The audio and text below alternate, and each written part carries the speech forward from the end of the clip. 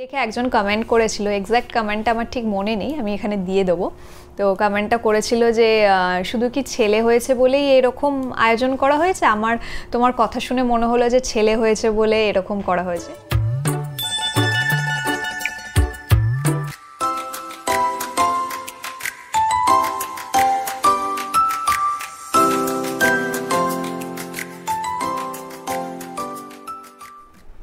Good morning everyone. আজকের good morning করছে কিন্তু আমার সোনা পাপা। তো সকাল সকাল পাপা একদম ঘুম থেকে উঠে গেছে, গুড বয়। তো এখন পাপাকে আমি একটু ফ্রেশ করিয়ে নেবো, এই ডাইপার চেঞ্জ করব, তারপরে ডাইপার যদিও দিনে রাত্রেবেলা অনেকবারই চেঞ্জ করেছি, এটা একদম ভোরের দিকে পরানো, আর ওকে স্নান টান করাবো। আর ও দেখো একদম খেলার মুডে আছে, হাত পা ছুঁড়ে খেলছে। পাপা চলো স্নান করবো, চলো। এখানে দেখো স্নান করতে যাওয়ার আগে কিরকম বাবার কাছে আদর খাওয়া হচ্ছে। পাপা বাবার কাছে আদর? শুধু আদর খেয়ে বাঁদর হয়ে যাবে তুমি, বাঁদর হবে তুমি। আদর খাচ্ছ বাবার?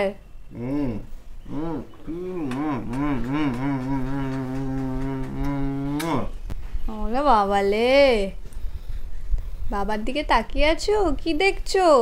দেখো ওদের দিকে তাকাও, বলো আমি বসে বসে বসে দেখি, বসে বসে দেখি। টুং টুং টুং টুং টুং টুং টুং টুং টুং টুং। পাপা এখানে দেখো বাইরে বৃষ্টি হচ্ছে, ওয়েদারটা ভীষণ সুন্দর। ও বাইরের দিকে তাকিয়ে আছে, এত আলো আসছে। তো ওই আলো আসছে বলে বাইরের দিকে তাকিয়ে আছো? বাইরের দিকে তাকিয়ে আছো? চলো খেলা টেলা হয়ে গেছে, চলো এবার স্নান করতে হবে তো বাবা। না, আমি আমার পাপার কোলে বসে আমি সব দেখবো। আচ্ছা দেখি তো আজ পাপা কি জামা পরবে, দেখি। ওর জন্য জামা দেখো, বের করলো তো জামা। তো এইটা হলো পাপার আলমারি, যেটা ওর বাবা এনেছে। এটা তোমাদেরকে দেখানো হয়েছিল কিনা আমার খেয়াল নেই।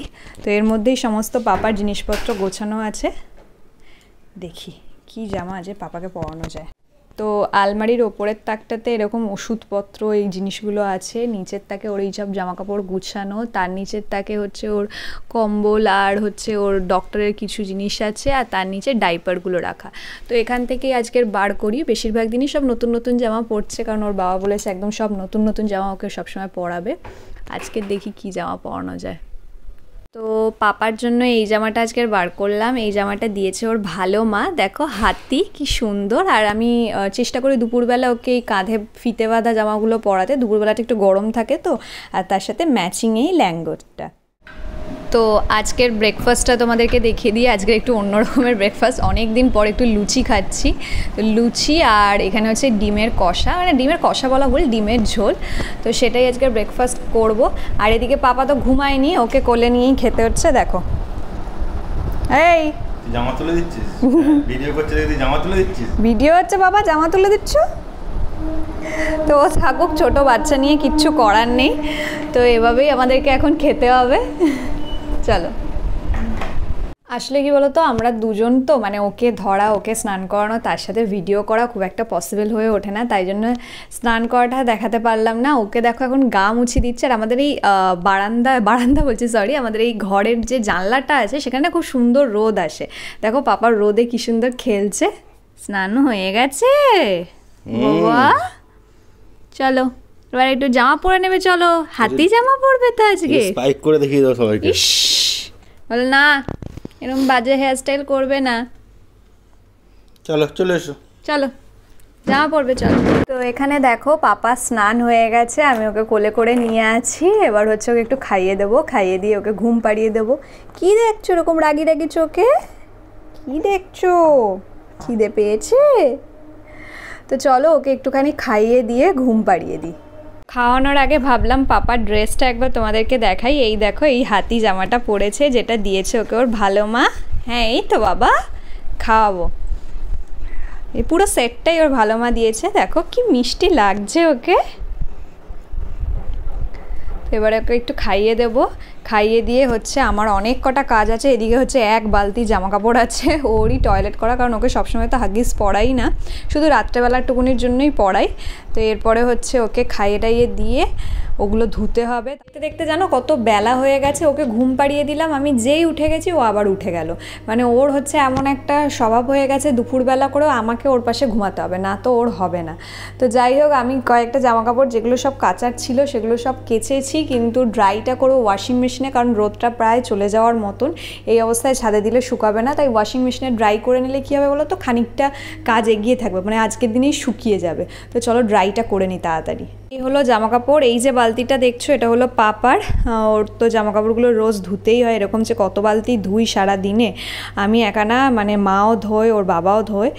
আর এইগুলো হচ্ছে পাপার মা বাবার জামা কাপড় কারণ বাচ্চা আছে বলে আমাদেরও তো জামা কাপড় সবসময় ক্লিন রাখতে হয়। তো এগুলো সব ধোয়া হয়ে গেছে, এবার জাস্ট ওয়াশিং মেশিনে এগুলোকে ড্রাই করে নেবো।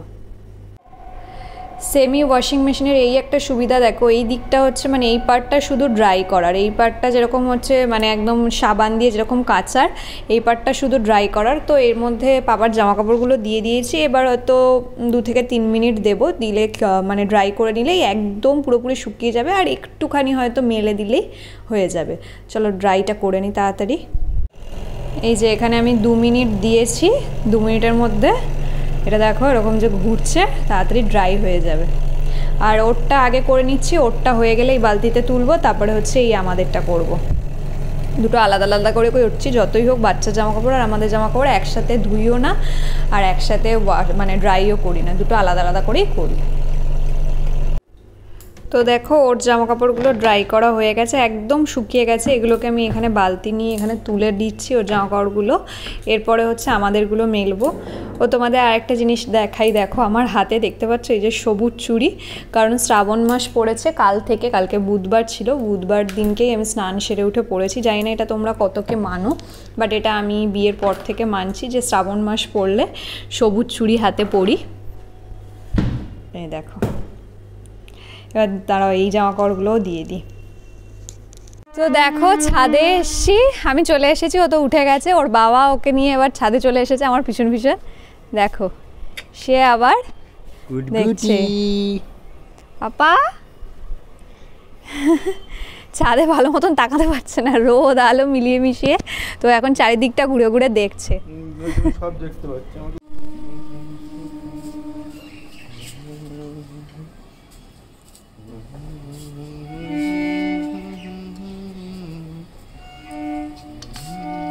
এইভাবে প্রতিদিনই চেষ্টা করি কম বেশি ওকে একটুখানি বাইরের আলো দেখাতে, ছাদে নিয়ে আসতে। বিকেলবেলা বা একদম সকালের দিকে একটুখানি ওকে ছাদে নিয়ে আসি। তো ওকে একটু ঘুরিয়ে টুরিয়ে আমি যে জামা কাপড়গুলো কেচেছিলাম সেগুলো মেলে দিলাম।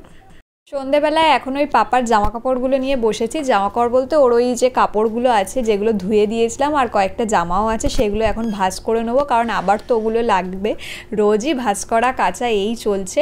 আর পাপাকে ঘুম পাড়িয়েছিলাম, ও একদম উঠে পড়ছে, ওকে ঠাম্মির কোলে দিয়েছি। ওর এখন একটা স্বভাব হয়েছে যে কোলে ঘুমাবে, মানে তোমাদেরকে দেখাচ্ছি দাঁড়াও। ওকে শুইয়ে দিলেই হচ্ছে ও উঠে যাচ্ছে, কোলে রাখলেও একদম নিশ্চিন্তে ঘুমাচ্ছে।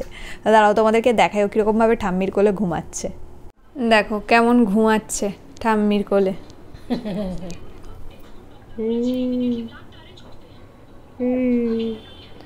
এরকম ঠাম্মির কোলে দেখো শুয়ে ঘুমাচ্ছে, কিন্তু বিছানায় শোয়ালে, বিছানা টিছানার করা আছে, বিছানায় শোয়ালেই উঠে পড়ছে। এই বাবা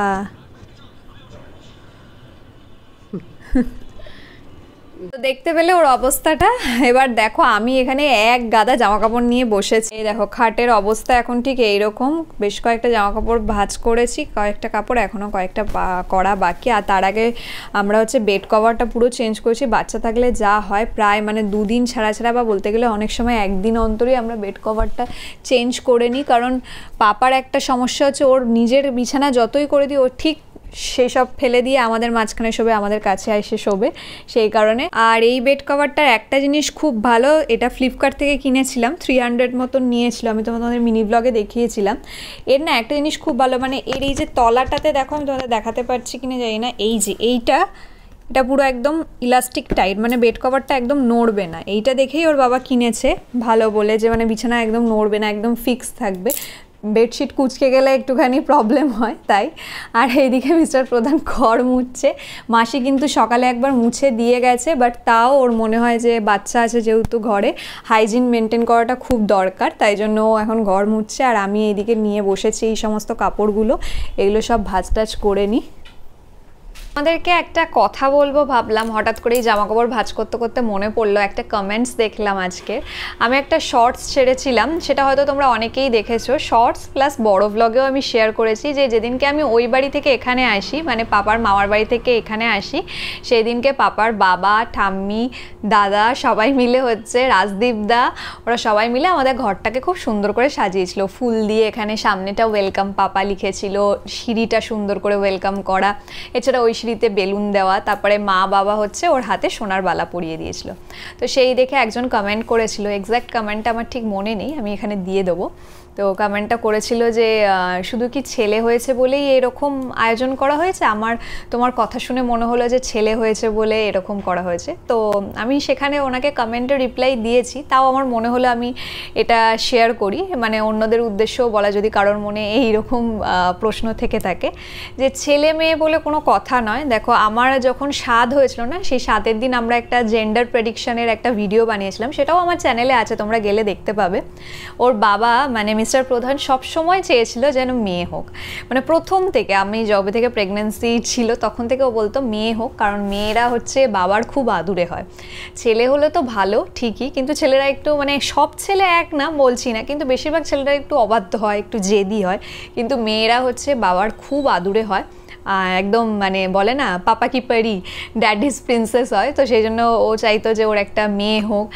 আর মানে আমার শ্বশুরমশাই বাবাও চাইতো যে আমার নাতনি হোক, আমার নাতনি হোক, সবসময় এরকম বলতো। একমাত্র আমি আর আমার শাশুড়ি মা, আমি এরকম বলবো না যে ছেলেই চেয়েছি, আমি ছেলে মেয়ে দুটো চেয়েছি, কোথাও গিয়ে ছেলেটা একটু হলে বেশি চেয়েছি। এর কারণটাও আমি তোমাদেরকে বলি, কারণ দেখো আমি আমার নিজের লাইফ দিয়ে বলেছি, মেয়েদের জীবন না চাইলেও কিন্তু কষ্টকর। আমি বলছি না যে আমি কষ্টে আছি, আমি ফিজিক্যাল দিক দিয়ে বলি, মেয়েরা অনেক কষ্ট করে।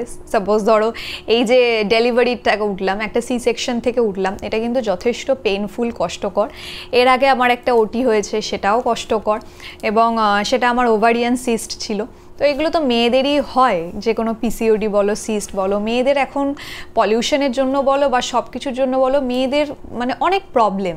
ছেলেদের তুলনামূলক সেই প্রবলেমটা কম, ছেলেদের যে হয় না তা না, ছেলেদেরও হয়, কিন্তু ছেলেদের তুলনামূলক প্রবলেমটা অনেকটা কম।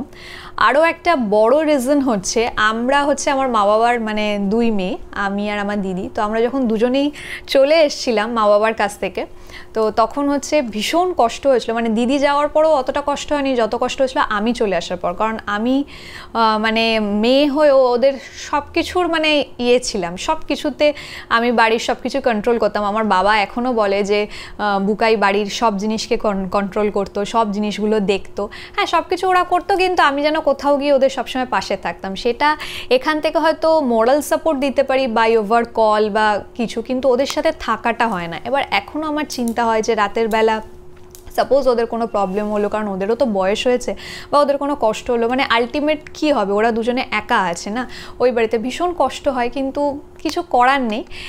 তো এই জন্য আমি এটা ভাবতাম যে আমারও যদি মেয়ে হয়, তাকে আমি এরকম সুন্দর করে মানুষ করব, সব কিছু করব। আর সব শেষে যে মানে বিদায়টা, মেয়ের যখন বিয়ে হয়ে যায়, যখন চলে আসে, মানে আমি নিজের এখনও অবধি বিয়ের ওই সিনগুলো আমি একদম দেখি না কোনো দিন, মানে এখন আমার 1.5 বছর হয়ে গেছে, আমি যে চলে আসি ওই সময়কার ফটো, ওই সময়কার ভিডিওগুলো একদমই দেখি না, কারণ ওই সময়কার আমার মার কান্না বা আমার বাবা তো আর কাঁদে না, বাবা পুরোপুরি স্টপ হয়ে গেছিলো, একদম চুপচাপ হয়ে গেছিলো, মানে আমি তখন বুঝি যে ওটা কতটা কষ্টকর। তাই জন্য আমি চাইতাম না যে আমার মেয়ে হলে আমি আমার মেয়েকে যে অত যত্ন করে মানুষ করে আমার মেয়েকে যে মানে আমায় বিয়ে দিয়ে পাঠিয়ে দিতে হবে কোথাও, এইটা আমার কাছে খুব কষ্টকর ছিল। কিন্তু মেয়ে হলেও ভালোবাসতাম, এরকম কোনো ব্যাপার না যে ছেলে মেয়ে। আর এটা সবার ক্ষেত্রে, আমি সবার ক্ষেত্রেই বলবো, সন্তান খুব প্রিসিয়াস, মানে সন্তান এতটাই মূল্যবান হয়, ছেলে হোক মেয়ে হোক ওরকম কোনো ব্যাপার নয়, কোনো দিনই এরকম ভেবো না, আমাদের ক্ষেত্রে অন্তত। এবং এখন আমি জানি অনেকের ক্ষেত্রেই তাই, যে ছেলে মেয়ে সব কিছুই সমান। ওর বাবা এটাও বলেছিল যে আমার যদি মেয়ে হয় আমি ব্যান্ড বাজিয়ে একদম গলির মোড় থেকে ওকে ঢোকাবো। তারপরে আমাদের গাড়ি আছে, বলেছিল আমি আমার গাড়িতে পায়ের ছাপ দেওয়াবো আমার মেয়ের, কিন্তু ছেলে হয়েছে বলে আর পায়ের ছাপ দেয়নি, বলছে ছেলেরা কি আর পায়ের ছাপ দেয়। আর এছাড়া দেখবে মেয়ে হলে আমি যেহেতু একটু সাজতে গুজতে ভালোবাসি, শাড়ি টাড়ি পরি সবসময়, আমি ভাবতাম যে আমার মেয়ে হলে ওর সাথে হচ্ছে ম্যাচিং ম্যাচিং সব জামা কাপড়, মানে শাড়ি টাড়ি, আমি যে কালারের শাড়ি পরবো আমার মেয়েকেও সেই রকম কালারের ফ্রক টক বা ধরো স্কার্ট ফার্ট এরকম কিছু পরাবো। কারণ মেয়েদের তো অনেক জিনিস আছে সাজগোজের পরানোর জন্য, ছেলেদের তো সেরকম নেই, শুধু শার্ট প্যান্ট। তবুও ছেলেদের ভ্যারাইটি হয়েছে, কিন্তু মেয়েদের মতন তো নেই। তো যাই হোক, এটা যে আমাকে কমেন্ট করে লিখেছো, একদমই এরকম ভেবো না যে মেয়ে হয়েছে, এই ছেলে হয়েছে বলে এরকম ওয়েলকাম, মেয়ে হলে হতো না। মেয়ে হলে আরও বেশি ওয়েলকাম হতো, এবং যে কারোর কাছেই ছেলে মেয়ে সব সময় সমান। এবং আমার মনে হয় যে এই চিন্তাধারা মানে বদলানো দরকার। এইরকম চিন্তাধারা কখনো রেখো না, কারণ এইরকম চিন্তাধারাগুলো খুবই বাজে এফেক্ট ফেলে সমাজের জন্য। কারণ ছেলে মেয়ে সবাই সমান, একদমই। আর একটা জিনিস তোমাদের সাথে কথা বলতে বলতে দেখাই, দাঁড়াও, আমার ঘরে দেখো পিছনে ফটোটা দেখছো, একটা পিঙ্ক কালারের মেয়ে। মানে আমি যেদিনকে কনসিভ করি তারপরে যখন মিস্টার প্রধান হচ্ছে মানে বাজারে গেছিলো, বাজারে গিয়ে আমার জন্য হচ্ছে একটা ফটো এনেছিল, বলেছিল যে মানে তোমার এই বলে না যে প্রেগনেন্ট হলে ঘরে একটা সুন্দর ফটো রাখে, তো বললো যে এই ফটোটা এনেছে। আমি বললাম এরকম পিঙ্ক কালারের এনেছো কেন? মানে পিঙ্কটা তো মেয়ে এরকম জেন্ডার প্রেডিকশন করছে, পিঙ্ক বা ব্লু এরকম এনেছো কেন, নর্মাল একটা আনতে। ও তখন বলেছিল যে না না, আমি মেয়েই চাই, তাই জন্য এরকম একটা পিঙ্ক কালারের ফটো। এবং স্টিল নাও ওই ফটোটা এখনও অবধি আমার ঘরে রাখা আছে। তো এইটা একদম ভেবো না যে ছেলে হয়েছে বলে এরকম, ছেলে মেয়ে সব কিছুই কিন্তু আমাদের কাছে সমান। দেখো, তোমাদের সাথে কথা বলতে বলতে ওর এই কাপড়গুলো সব ভাঁজ করা হয়ে গেছে, এবার এই আলমারিতে রাখার অপেক্ষা। এই আলমারিতে তো তোমাদেরকে সকালে দেখালামই, এই জায়গাটা ফাঁকা আছে, এখানে এই সব কাপড়গুলো আমি ভালো করে গুছিয়ে রেখে দেবো। পাপা, রাত্রেবেলাটা তুমি কি সেজেছো পাপা? কই রাত্রেবেলা কি সেজেছো এটা? মাথায় ওটা কি দিয়েছো? আর এটা কিভাবে লগাচ্ছো? কি সুন্দর লাগছে তোমাকে টুনটুনা।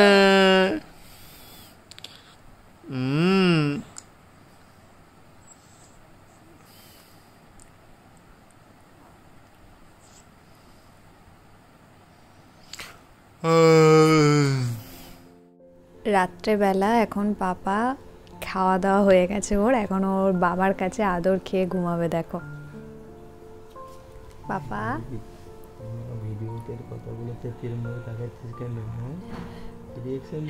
এটা হচ্ছে ও এখন অ্যাক্টিভ স্লিপে আছে।